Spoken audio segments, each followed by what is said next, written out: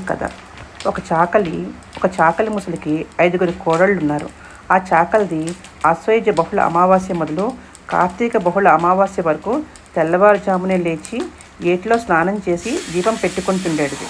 అట్లా ఒక నెల చేసిన పిమ్మట కార్తీక బహుళ అమావాస్య నాడు చిన్న కోడల్ని ఇంటికి కాపలా ఉంచి పెద్ద కోడలు నలుగురిని వెంట పెట్టుకుని నది వద్దకు వెళ్ళింది. ఆ చిన్న కోడలు చెల్ల చేసిన కవ్వమును దానికి అంటిన వెన్న తీసి పత్తి చెట్టు కింద రాలిన పత్తితో ఒత్తి చేసి ప్రమిదలా పెట్టుకొని నూతి దగ్గర స్నానం చేసి జ్యోతిని వెలిగించేది. కానీ అత్తగారు వచ్చి తిడుతుందనే భయంతో ఆ దీపం మీద చాకలి బాణను మూతపెట్టింది. దేవతలు దాన్ని భక్తికి మెచ్చి విమానం పంపి దాన్ని బొందుతో స్వర్గానికి రప్పించుండ్రి. ఆ విమానంలో ఉన్న చాకలి దాని చిన్న కోడల్ని చూసి దగ్గర ఉన్న వారందరూ చాకలి పోలి స్వర్గానికి వెళ్ళిపోతుందని ఆశ్చర్యపడసాగిరి. పోలి ఎక్కిన విమానము వారి నెత్తి మీద నుండి పోచుండేది. వారు వెంటనే పోలి కాళ్ళు పట్టుకొని స్వర్గానికి పోయిచుండరి.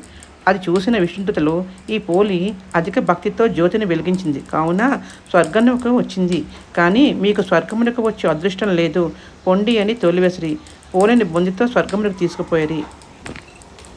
ఇది పోలి స్వర్గం కథ సమాప్తం. పద్ధతి తప్పినా ఫలితం తప్పదు.